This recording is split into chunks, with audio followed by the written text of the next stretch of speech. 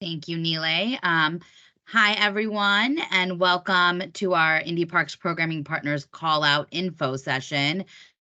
So grateful to have a good group here interested in programming and conducting programming in our parks. I'm Kavitha Mahoney. I am the Chief Strategy Officer for Indie Parks, and I'll turn it over to Kim Campbell to introduce herself. Good evening, everyone. Thank you guys for joining us. I'm Kim Campbell, Deputy Director of Operations and Programs for Indie Parks. Sorry, I'll turn it over to Jason. Sorry. No, you're good. Hello, all. Good evening. I'm Jason Elisaldi. I'm with Next Practice Partners. We are the consulting firm that is helping Indie Parks out with this partners programming proposal, call out, all the other words. And I am Nilay Bhatt. I am the founder and CEO with Next Practice Partners, and also along with Jason, working with Kim, Kavitha, and the team on meeting the community's needs for a variety of different programs, and hopefully with the help of many of you.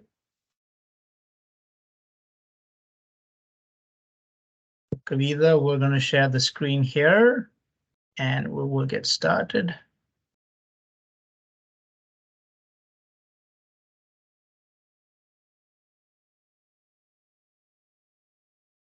Again, thank you everyone for joining us. Just as a reminder, if you have questions along the way, feel free to go ahead and drop them in the chat. We will also take a break kind of midway through the presentation to offer a chance to ask questions at that point, and then again, also at the very end to ask questions again. So there'll be multiple opportunities to get in some questions. And yeah, with that, we'll go ahead and get started. So why are you all here and what are we doing? So this is a new initiative for Indie Parks, something that we have not done in the past before. We are looking for program providers to provide offerings that serve underserved and unmet community needs. As part of our 5-year comprehensive master plan update, we initiated a program assessment that looked at programming data, looked at national trends, and then also received a lot of input from the community to help identify our core programs as well as where there might be gaps in some of our services. Next slide, please. Why we're doing this, we really do want to increase parks programming equitably across all of our city parks. We've got 214 parks across the city that Indie Parks is responsible for not only maintaining, but then also providing programming opportunities for our community. We really want to make sure that all these spaces are utilized, from our neighborhood parks and pocket parks to, some of the larger parks that we're, seeing in the chat that folks are used to visiting. We really know that all these parks are an asset to each individual community and neighborhood around it. And we want to make sure we're maximizing our facility and amenity utilization by bringing in new programming partners like yourselves to help activate these community spaces and provide some of these necessary services and programs for our community.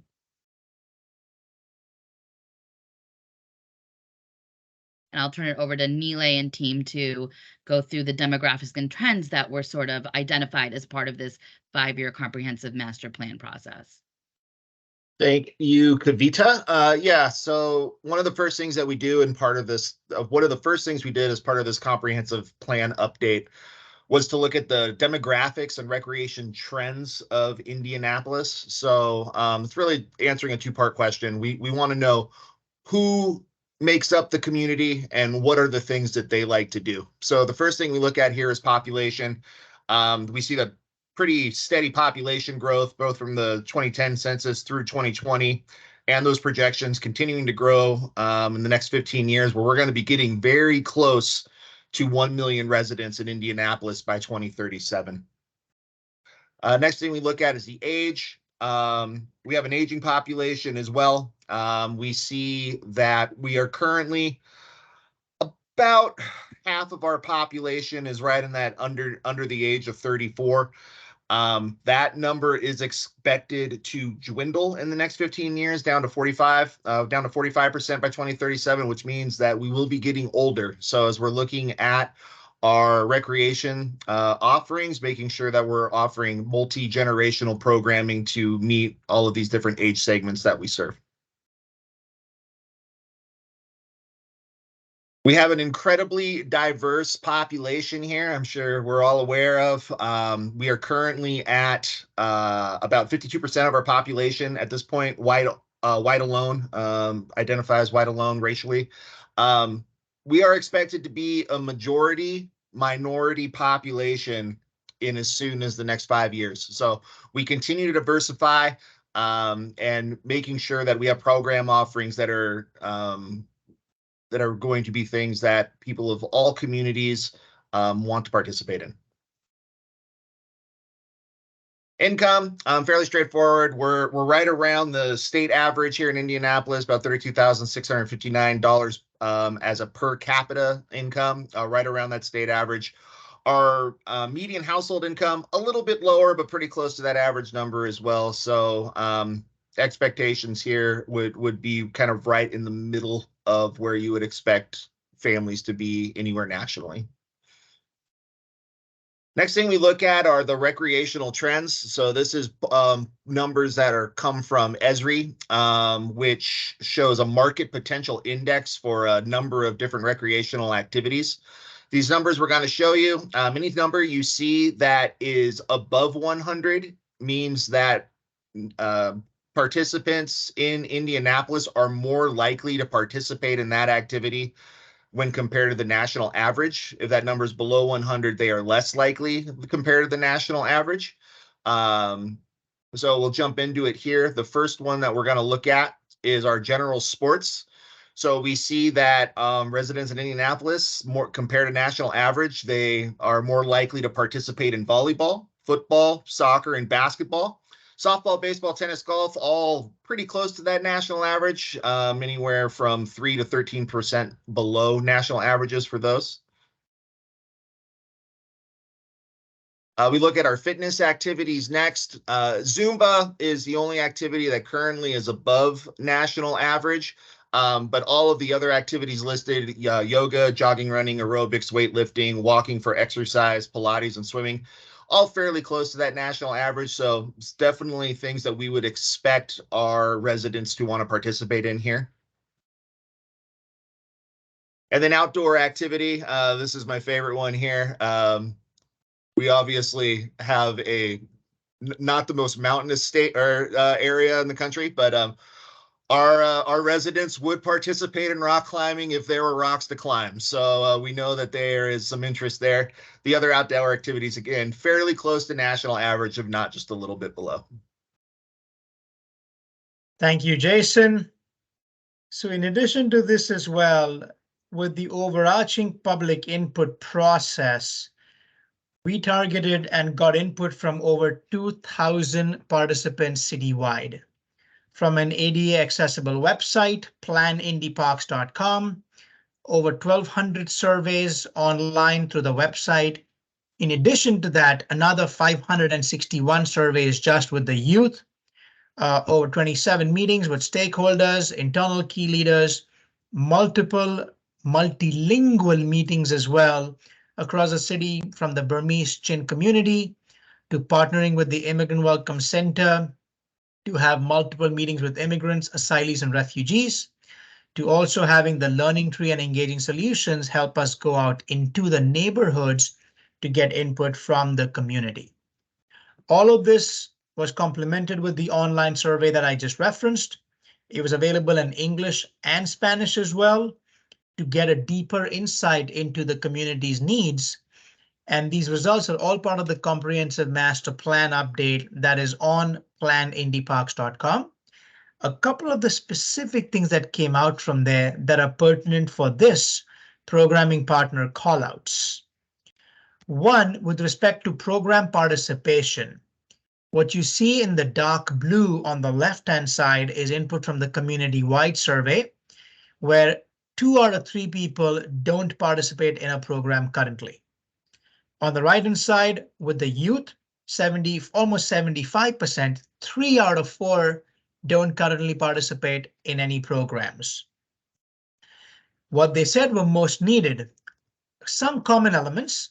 Outdoor adventure is a key one for both. It's number one for youth, and it's the third most highest needed program for a community-wide response. Special events, just as high for youth as it is for the community. Now, of course, some specific changes: youth sports, summer camps, and after-school programs are much higher for the youth survey.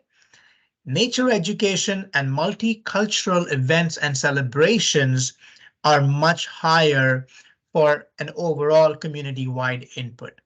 Adult fitness and wellness is by far the number one, with more than 2 out of 3 rating that as the top one in the community-wide survey. So with that, we also asked them, what are the reasons they don't participate? And 1 in 4 respondents said they don't participate just because the program is not being offered. They'd love to, they'd want to, it's just that it's currently not being offered. And that's where, in working with the staff, we created the vision that Kavita is going to now share with you that will then lead to this programming partner call out data. Kavita? Yeah, so part of, as we conducted this analysis, we started envisioning what it looked like to try to think through what our programming and our partnerships could look like in the future. So next slide, please. As part of this 5-year comprehensive plan, we came up with 6 major objectives, 6 major goals that we'd like to try to work on and accomplish over the next 6 or 5 years. 2 of them lend themselves very much so to this programming partners initiative. So programs and services addressing community needs and desires, as well as positioning our parks as community hubs, places for folks to gather, places for folks to not only, develop skills or enrichment, but, have fun, and places to gather and have events of any sort. Next slide, please. We also updated our mission as part of this process in talking with our community and especially with our staff. So our new mission has been simplified and is simply enriching experiences for all. So our mission really is to create enriching experiences for all, and that's what this boils down to, our work. Our vision for the future, if we do our work right in partnering with all of you and partnering and creating our own programs and having these park spaces as community assets, we would contribute to healthier lives, inspiring experiences, and vibrant communities here in Indianapolis. Lastly, we updated our values as well. So our 4 values for Indy Parks are inclusion, collaboration, stewardship, and fun. And so with the mission, vision, values, major goals, as well as that data from the comp plan, we all sort of led to the creation of this initiative and to creating 12 core program areas, which Kim will cover. Thanks, Kavita. So as part of this process, one of the biggest undertakings was our program assessment. We worked with our team internally to evaluate what programs we were currently offering, and then review that information to help us determine where our gaps existed. And then when we paired that information with what came in from the public surveys, we're now looking to you all, to program partners, to help us fill in these gaps in our programming areas. So we have identified 12 core program areas. I will say this does not mean that any program that you are presenting must fit in one of these categories. These are categories that we found typically fit the program offerings that we currently have. So I'll walk through each of these individually and give a couple of examples of how we program in those areas. Again, that's not intended to limit any ideas or thoughts you may have about a program you'd like to propose to us. So I will start with active adult programming. For us, active adult programming is any active program that targets our senior population, those 62 and older. This can include fitness or wellness programs. It can include enrichment activities or arts programs, anything as long as it targets, the sole target of that program is this particular age group. Next is our adaptive and inclusion programming. And this one is a big goal for us. It is our goal to make sure that parks are fun spaces for everyone to enjoy. And so we are really interested in bringing in programs or finding a way to make our current programs adaptive so that they're inclusive for those with different abilities, even someone who maybe has autism or thinks differently. And so programs that fit in this area may be art, they may be fitness programs, and it may just be as simple as providing additional equipment that takes the current program structure and adapts it for someone with different abilities. Adult sports, this one is pretty self-explanatory. For us, adult sports are sports that target anyone of the age 18 or above. This could be league play, it could be recreational, it could be an ongoing program, it could be a special event or a one-time sports-related program. And then we have arts, concerts, and movies. There is no target age group specified for this core area, but anything that fits in this area would be captured here. It's pretty self-explanatory, but arts would include performing arts. It would include visual arts or something like a ceramic class, quilting class, things like that. And then we have aquatics. And again, current aquatics programming for us is swim lessons, it's swim team, but it could also include things that you wouldn't traditionally think of happening in a pool. We have kayaking clubs that meet in some of our indoor swimming pools to practice or to do a programming. It could be a water aerobics or water Zumba class. It could be anything that happens inside of a body of water. Day camps is another core area for us. This one, day camps can look differently. We have our traditional day camp programs where we cater to youth between the ages of 6 and 12. They do anything from arts and crafts, field trips, they go swimming. We have nature day camps where the themes are focused on natural resources or things that the kids may experience in their environments. But then we also have sports camps. We are open to any type of specialty camp, arts camp, anything you can think of that can be catered into a day camp program or something that captures youth in that out of school time. And it doesn't necessarily have to be summer camp. This could occur over fall break. It could be spring break or winter break, anytime that they're out of school and need additional activities. And then we have enrichment programs.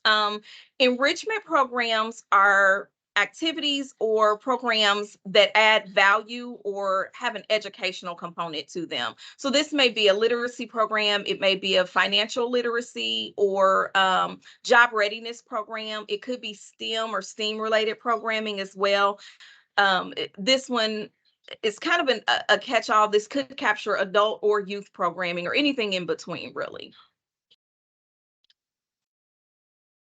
And then our environmental education programming are those programs that teach a love of the natural environment, teach youth and adults about the natural resources that we have in our parks or in Indiana, that teach stewardship or anything that really fosters that love of the outdoors for us. These typically tend to be less active programming. Some of the things that we offer currently are Jungle Tales at the conservatory, which is it's kind of a pairing between nature and reading. We have programs that specifically teach about bugs or insects or water animals or birds that operate out of some of our environmental education programs. This is also one of those areas where we are really interested in expanding program opportunities in the inner city. Currently, our environmental education programming is focused really at our environmental ed parks, which are Eagle Creek, Southeast Way, Holiday, and the Conservatory at Garfield. So they tend to kind of border the county edges. We would really like to see more of this programming happening inside of some of our urban parks where we have natural resources available. We just need to connect the community to it. And then we have health and wellness programs. Health and wellness programs for us are those programs that support or focus on physical, emotional, spiritual, and social health. Again, these could be supplemental programs. It could be a diabetes education workshop. It could be a community gardening program, or a program that encourages folks to walk in the park and just think through or practice mindful breathing or something like that. So there's a lot of things that really could fit into this category here. And then we have outdoor adventure. Outdoor adventure programs. To give you an example of some of the outdoor adventure programs that are currently happening in our parks, so if you're familiar with the Go 8 course at Eagle Creek, that's an outdoor ropes and zip line adventure course out there. There are, kayaking or boating could be considered an outdoor adventure. Fishing. There's a number of things that it's kind of taking the outdoor component and pairing it up with active play or active engagement.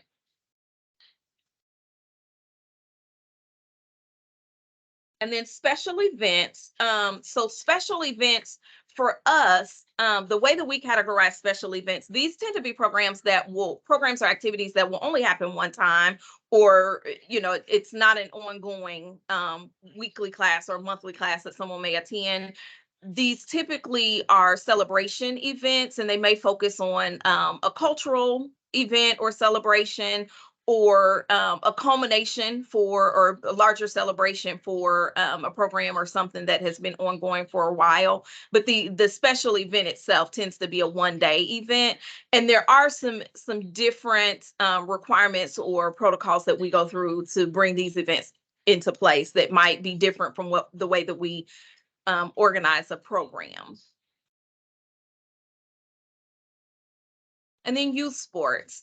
So again, this is recreational, whether it's competitive or just recreational. These are sports leagues or play or activities that are guided towards youth under the age of 17. And so that 17, 18 is our dividing line between youth sports and adult sports. We'll open it up for questions. So we're going to take a quick moment mid-presentation just to see if there are any questions at this moment before we kind of get into what is required for the actual application itself. I know there might be questions around that too. So as a reminder, go ahead and as questions pop up, go ahead and enter them in the chat. I will continue to monitor the chat and answer them in real time. So we'll keep this part of it casual. So I'll go ahead and answer some questions that are coming through right now. For a concert, would we need to be in contact with a performer before submitting the application? Not necessarily. So this was a question that's come up quite a few times. If you have an idea for a concert, an event, or even just a program, go ahead and submit it, even if you don't have your partners, your performers, or even the idea completely fully realized.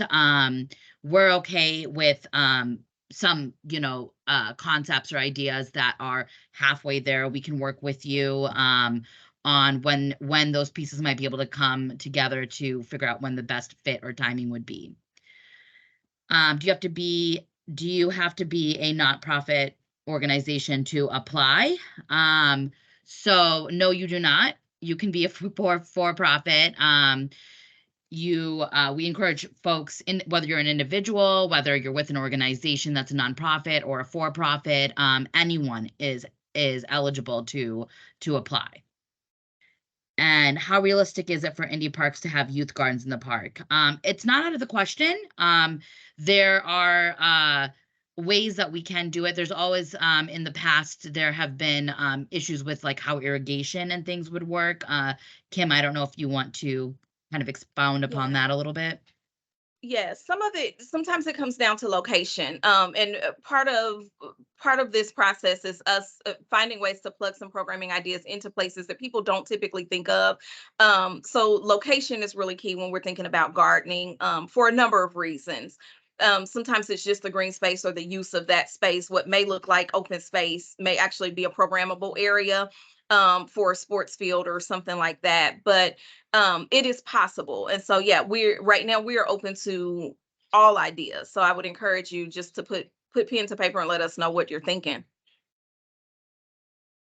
Another question, would you need to submit multiple applications for the different areas your program fits in? So if you have one program area, but it fits in multiple core program areas on the application, which we'll go through with the application components, you can check multiple core program areas. So if you have one program, it's a special event, but it also fits in arts, movies, and concerts, click both of those.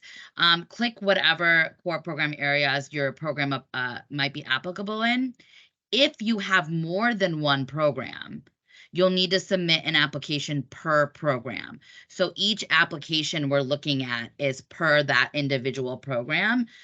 Please don't submit like 10 ideas in one application. Submit 10 programs individually so we can consider them as each individual program. Any other questions at this moment? We will have Q&A again at the end. So as they pop into your brain, throw them into the chat and I'll make sure I scroll back up and get to every single question. We'll kind of go through what the application process looks like and what you need to have prepared for this process.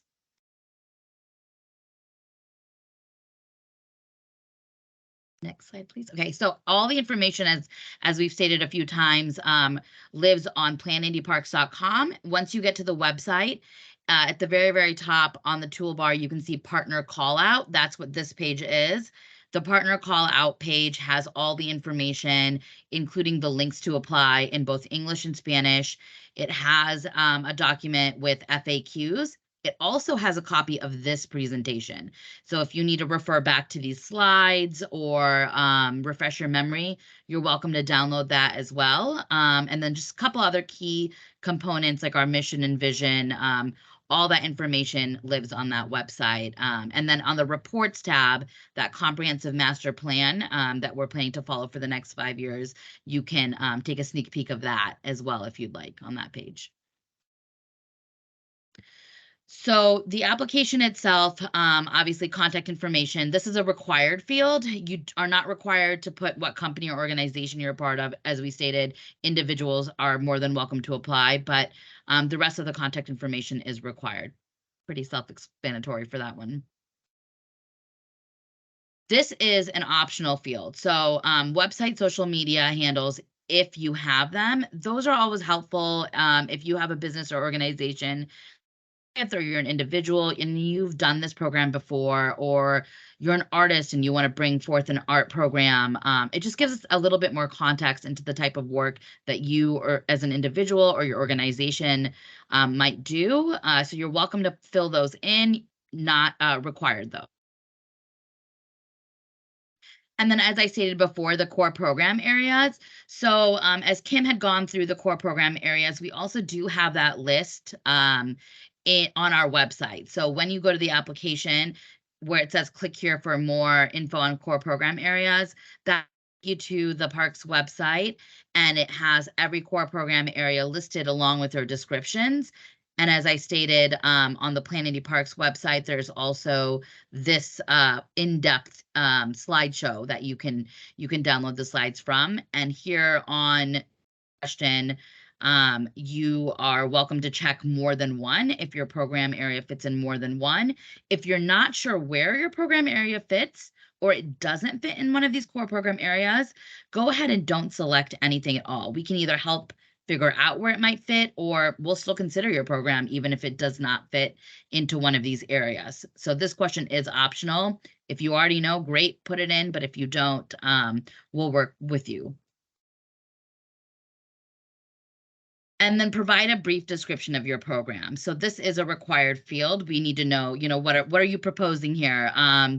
There, you can put in here a few sentences if you are planning to attach a program proposal, or you can put in a paragraph or two if you have an idea or a concept. It's not fully realized yet, but you can you have an idea that you want to submit. So if we can go to the next slide. This is the optional area where you can go ahead and attach a proposal. So if you have a document that, you're like, I have this program idea that's already typed up, I'll give a few sentences of a description, but I really want you to read this document. Folks to be pretty clear but concise in what their program concept is. There'll be some other questions throughout the application that kind of get at some of the logistics of your program. So this really is a chance for you to give us details about your program and the benefits the community and any other kind of relevant information that might not be captured through the other questions on the application. And then we accept a number of different files, as you can see here, PDF, doc, images, whatever you think is helpful for your one-page document describing the program. We also ask, and this is an optional question, what area of town that you might want to offer your program in. If it's a program that's scalable, you want to offer it in multiple townships, go ahead and click them all. If your program is specific to an area, you can specify that too. If you're not sure, you're open, you can leave this one blank. We are aware of where our parks lie within these townships, but we're also aware of areas that might be under-programmed or might have a lot of, youth sports programming, but they could use more wellness programming. So this is our way for us to gauge what you might be thinking. Also think through the gaps and barriers that have been identified in trying to make our programs more accessible citywide. So we might suggest areas of town that you may not have thought of before, so we can make sure that those opportunities are being equally distributed and accessible for our community. And then this is also an optional question. If you already know what your minimum and maximum number of participants are for your program, giving us a range so we can understand some of the space needs. So, if you have a 100+ program, a larger event, we know what kind of facility or outdoor space that might be needed to accommodate. And then what ages your program serve? So is it an all ages event, or does your program specifically serve teens, preschool age youth? So this is an area to give us that information. And the frequency of your activity, class, or program. And so a lot of these questions, as I had stated, are optional because you might not know yet, but some of you might already have your program or have done the program before and know exactly what type of frequency your program might be. So whether it's a one-time event or program, or it's a weekly event, so like a clay class that meets once a week for X amount of weeks, or a monthly program that happens just once a month, or it's just a quarterly program. It is, up to you, or you can specify a different frequency, or you can leave this blank. And then if you incorporate any inclusion practices in your programming, this would be really helpful for us to know. So if you have experience or have programs where you do adaptive programming for people with disabilities or other inclusion practices, we would love to learn what you already do. And if you don't, we can work with you to try and get those incorporated into your program. And then if you require any special space to accommodate any special needs or abilities, that helps us kind of get an understanding of what type of facility and what type of accommodations might be necessary for your program to help us figure out where the best place might be to host that type of program.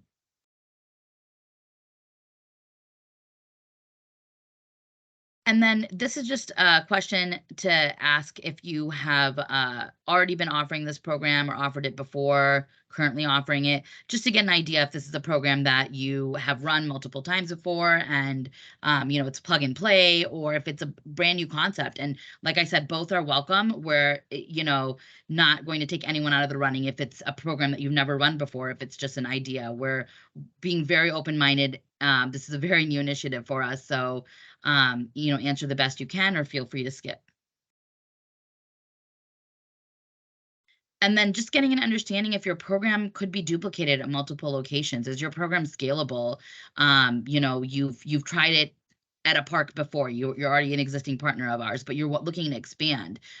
This is a plug and play program that can go somewhere else, or you're open to the idea of scaling it and offering that program at multiple locations. And then just kind of getting a sense of, do you have the internal capacity with your own staff or volunteers to scale that program? Or is it something where you'll need help from Indy Parks to duplicate that program in more than one place?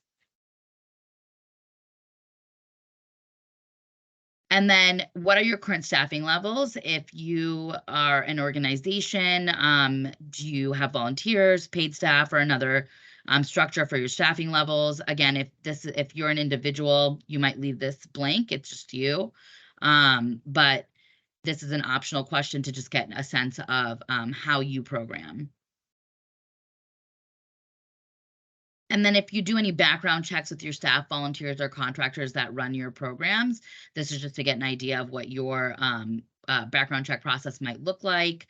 And we do have background check process for any instructors that do work with youth. And so we can just get an idea of if that's something you already do and it aligns well with, our policies and procedures, then that might suffice, or if we need to do that on our end. And then if you charge for your programs, we like to, offer a lot of access to our program. So we do offer some low cost and or free programming. If you charge for your program, that's totally fine. If you don't, that's great too. So just getting a sense of what you're thinking on that end.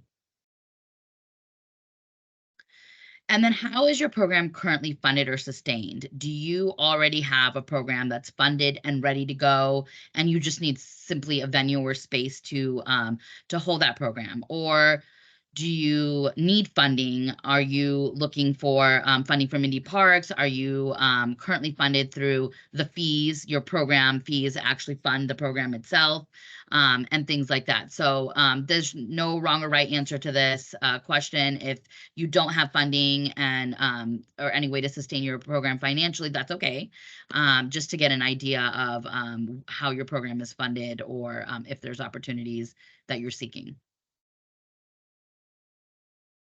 And then allocation of funding. This might be more applicable to organizations, how the funding is distributed for that specific program, how much you spend on equipment versus administrative costs versus marketing costs. So just kind of getting an understanding of what your budget breakdown might look like.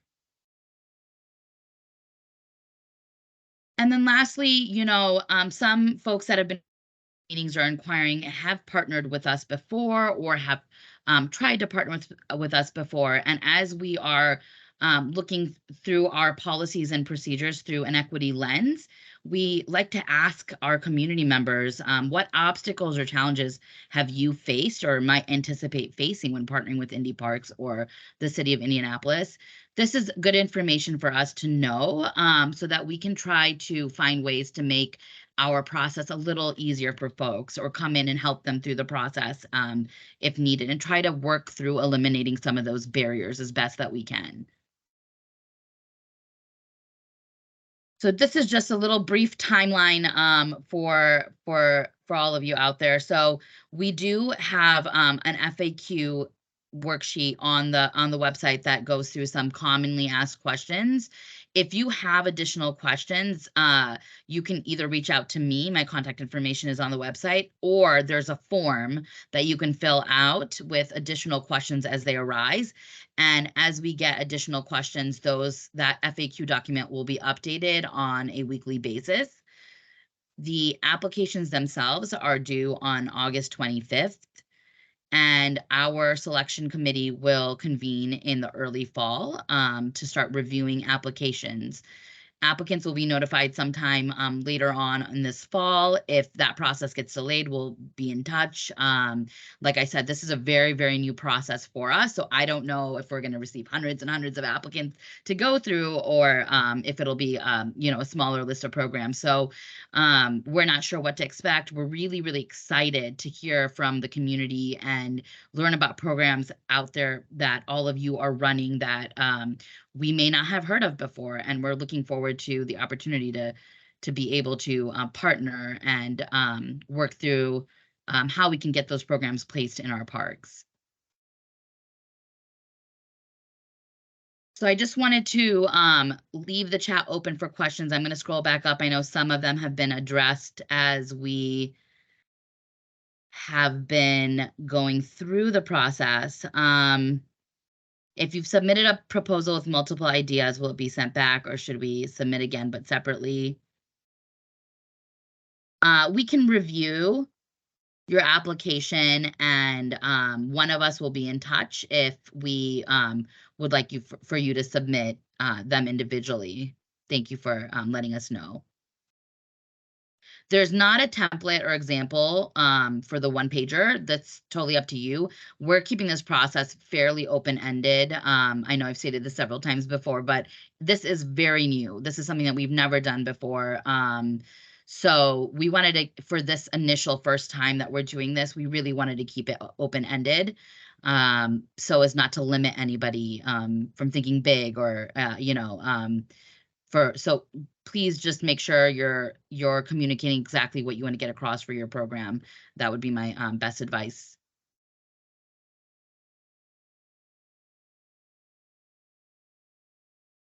And Kim answered that specific template question a little bit deeper too. So if you do need additional information or have questions about that, we're more than happy to work with you on that template. If I can chime in, Kavitha, one of the questions was about fee structures, and it's a really good question. So I answered it in the chat, but I want to make sure we respond to it in general so that everyone is aware. But we don't have a set fee structure or a recommended fee structure that we are providing right now. If you're looking at our current fee structures, it varies based on the program, based on sometimes location, or the details of the program. So we are open to what you would suggest or what you feel like is a reasonable fee for your program offering.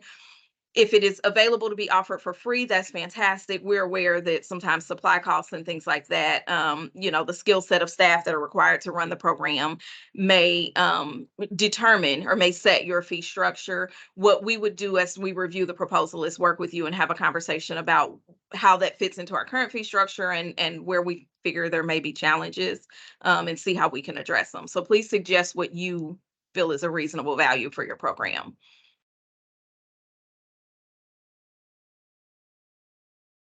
Let's see here. When writing the proposal, should we only describe what our plan would look like for this year, or could we describe a multi-year plan? Yes, dream big. If you would like to propose a multi-year plan, go for it. If you have like a phase one, I'm gonna try this program out in 2024, and it looks like me offering this program 4 times that year, and I'm going to phase it out into a larger, whatever your plan looks like, that's totally fine. I know as we've met with some folks, they know that their concept is really in the early stages, and that they're not looking to implement their program right away. They might be looking to implement their program later in 2024 or even in 2025. That's okay. There is no time limit for this, and you're more than welcome to describe a multi-year plan. It looks like, Brent, your question was answered. Yes, survey is synonymous with the application. And Arnetta, no, we're not asking that you charge for the program. As Kim went through, you're welcome to offer your program for free. If you are charging for your program, you're welcome to describe that fee structure in there. And like Kim said, we are really open to making these accessible for our community. So, we're we can explore things like sliding scale scholarships, things like that as well. Kay asked about the latest the program could take place. We don't have a hard deadline for when the program can happen. As far as Kavitha mentioned in the timeline, there may be opportunity for some of these programs or some of these partnerships. They may be plug and play, and it may be easy for us to get them off the ground sooner rather than later. But we don't really have a hard timeline for when these end. Our hope is actually that this process is helping us establish long-term partnerships that can fill these gaps on an ongoing basis. So it may be a startup right now, but we're hoping to make it a sustainable program for the department. The deadline for the application on August 25th is the end of the day, 11:59 p.m.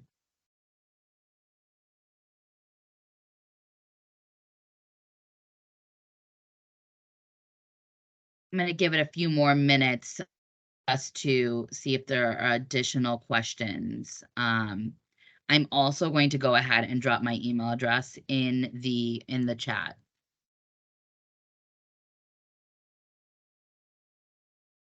Ronika, you are not required to have an MBE. We do encourage all of our vendors to register with the city as register with the Office of Minority and Women Businesses Enterprise. The value in that really is twofold. One, as a department, we have a goal of making sure that we're working with a diverse range of partners and vendors. And so this helps us to meet that goal, but it also will help you as a vendor be aware of what other opportunities exist within the city entity as a whole. So while we do encourage it, it is not a requirement. There is a registration process that will take place if the program requires payment from the city. We will have to have you register as a vendor, but it's a separate department and a separate process than registering as an MBE.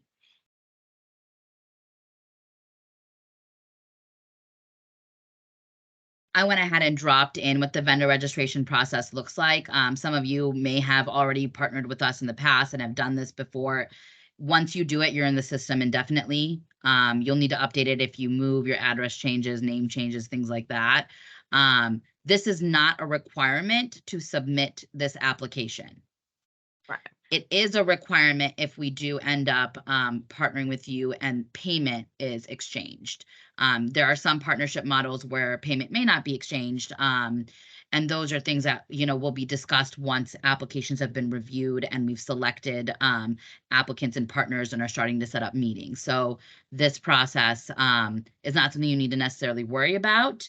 But as Kim said, there, if you do register as a vendor or register as an MBE or XBE vendor, oftentimes the city will also push out opportunities outside of just Indy Parks. So it's always a beneficial thing to do, but it's not a requirement to do this on the front end for this application process.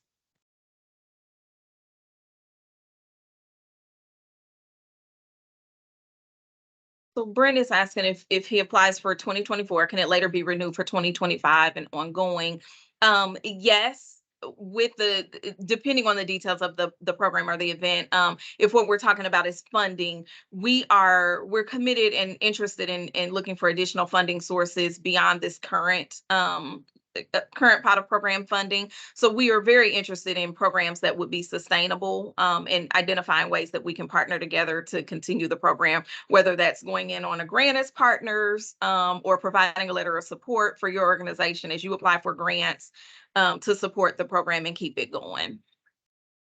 We don't have a set range, like we don't have a per program price or value that we've allocated for this funding because not everything will have a price value on it. Not everything will require funding upfront. So we're very much open to reviewing applications to figure out what's needed.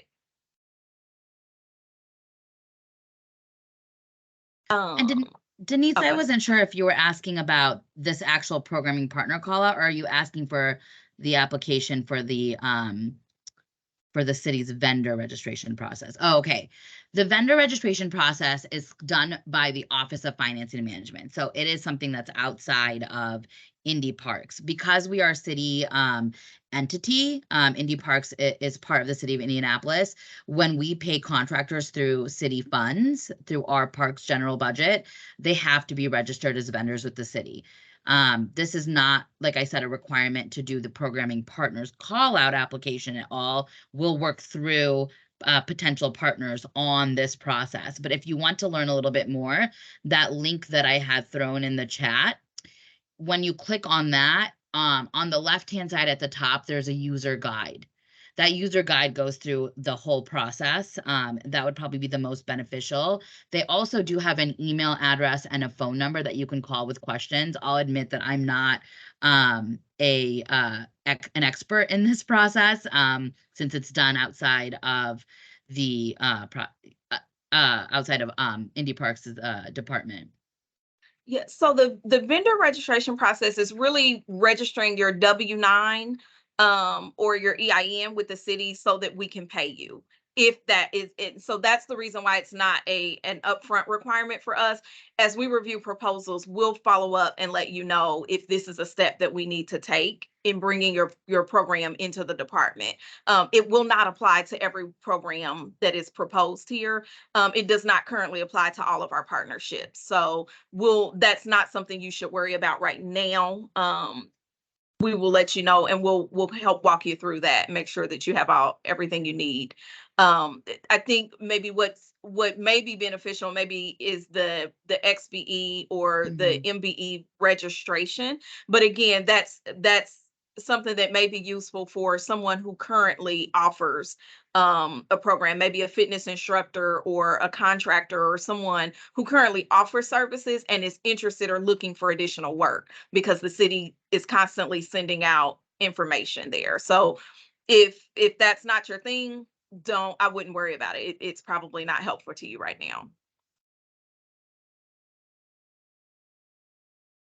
Give it a few more minutes for any additional questions. And, you know, I dropped my email in the chat, and also the website, the Plan Indy Parks website, where you can submit questions to. So if something pops in your brain, this isn't an end all be all. We're here and we're accessible and we're happy to, you know, answer your questions. State certification. I'm not sure. I don't think that lines up with state certification. Kim, do you know? I'm not sure quite what that means. No, neither of those are state certification. One is more of an information source, or tap into information, and the other is really procurement process or procedure, and enables us to be able to pay you.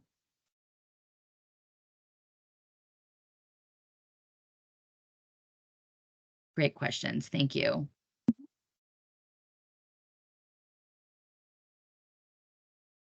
Well, I want to be conscious of the time. So it is 7 o'clock. So I want to thank you all for joining us. We are really grateful for everybody to come on board and be so excited to partner with Indy Parks. We are super excited to read these program ideas and proposals, and learn about what our awesome community members like you are doing, and hopefully get those programs implemented throughout our so we'll hang around for just a few more minutes for those who might still have questions. So anyone who wants to stick around, you're welcome to throw some questions in the chat. But otherwise, I hope you have a lovely evening, and look forward to staying in touch and hopefully having you partner with us in the future.